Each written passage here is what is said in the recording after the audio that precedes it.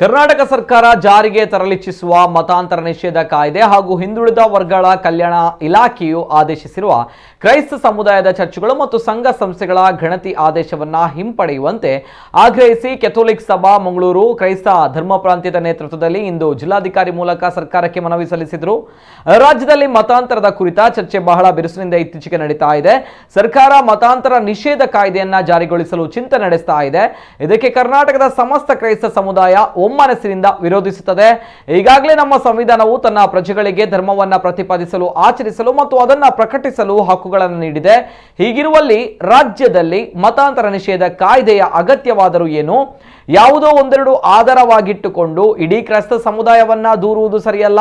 ಹಿಂದುಳಿದ ವರ್ಗಗಳ ಕಲ್ಯಾಣ ಇಲಾಖೆಯ ಗಣತಿಯ ಉದ್ದೇಶವಾದರೂ ಏನು? ಸರ್ಕಾರ ಗಣತಿ ಮಾಡಬೇಕೆಂದ್ರೆ ಮಾಡಲಿ, ಅದಕ್ಕೆ ನಮ್ಮ ಆಕ್ಷೇಪಣೆ ಇಲ್ಲ. ಆದರೆ ನಮ್ಮ ಸಮುದಾಯವನ್ನ ಮಾತ್ರ ಗುರಿಯಾಗಿಸಿ ಗಣತಿಯನ್ನ ನಡೆಸಲು ಆದೇಶಿಸಿರುವುದು ಏಕೆ? ಇನ್ನು ಮತಾಂತರ ನಿಷೇಧ ಕಾಯ್ದೆ ಎಂಬುದು ಯಾವ ಒಳಿತನ್ನು ಮಾಡುವುದಿಲ್ಲ. ಬದಲಿಗೆ ಕಾಯ್ದೆ ಕೋಮುವಾದಿಗಳ ಕೈಗೆ ಸಿಕ್ಕಿ ಅದನ್ನ ಅವರು ಅಲ್ಪಸಂಖ್ಯಾತರ ಮೇಲೆ ದೌರ್ಜನ್ಯವೆಸಗಲು ಸಾಧ್ಯವಾಗಬಹುದು ಮತ್ತು ಮೂಲಕ ಸಮಾಜದಲ್ಲಿ ಶಾಂತಿಯನ್ನ ಕದಡಿಸಲು ಪ್ರಯತ್ನಿಸಬಹುದು ಎಂಬ ಆತಂಕವನ್ನ ಕೆಥೋಲಿಕ್ ಸಭಾ ಮಂಗಳೂರು ಪ್ರದೇಶ ರಿಜಿಸ್ಟರ್ಡ್ ನಿಯೋಗ ಮುಖ್ಯಮಂತ್ರಿಗೆ ಮಾಡಿರುವ ಮನವಿಯಲ್ಲಿ ವ್ಯಕ್ತಪಡಿಸಿದೆ. ಮತಾಂತರ ಮಾಡೋದು ಅದು ತಪ್ಪು. ಅದಕ್ಕೆ ಇವತ್ತಿಗೆ ಬೇಕಾಗುವಷ್ಟು ಕಾನೂನುಗಳು ಎಲ್ಲವೂ ಇವೆ. ಯಾವಾಗ ಇವತ್ತಿಗೆ ಇದ್ದ ಕಾನೂನುಗಳನ್ನೇ ಉಪಯೋಗ ಮಾಡಿ ಯಾವುದೇ ಕೇಸ್ಗಳನ್ನು ಬುಕ್ ಮಾಡಲಿಕ್ಕೆ ಆಗದಿದ್ರೂ ಕೂಡ ಅದರ ಅರ್ಥ ಏನೆಂದರೆ ದಬ್ಬಾಳಿಕೆಯಿಂದ ಯಾವುದೇ ಮತಾಂತರ ಮಾಡುವಂತ ವಿಚಾರ ಇಲ್ಲ ಅಂತ ಕಣ್ಣ ಮುಂದೆ ಇಟ್ಟುಕೊಂಡು ಅವರಿಗೆ ಒಂದು ರೀತಿಯಲ್ಲಿ ಚುಚ್ಚುವಂತೆ ಬರುತ್ತದೆ ಎಂಬ ಒಂದು ಭಾವನೆ ನಮ್ಮಲ್ಲಿ ಇದೆ.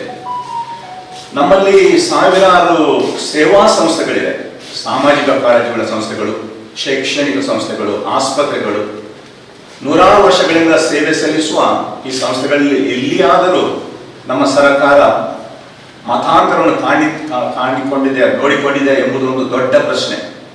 ಒಂದು ವೇಳೆ ಇಂತಹ ದೊಡ್ಡ ದೊಡ್ಡ ಸಮೂಹ ಸಂಸ್ಥೆಗಳಲ್ಲಿ ನ್ಯಾಯಬದ್ಧವಾದ ರೀತಿಯಲ್ಲಿ ಜನರ ಸೇವೆಯನ್ನು ಮಾಡುವ ನಮ್ಮ ಈ ಸಮುದಾಯ ಯಾತಕ್ಕೋಸ್ಕರ ಹೀಗೆ ಬದಿಗೆ ಸರಿಸಲಾಗಿದೆ ಎಂಬ ಒಂದು ದುಃಖದ ಸಂಗತಿಯಿಂದಲೇ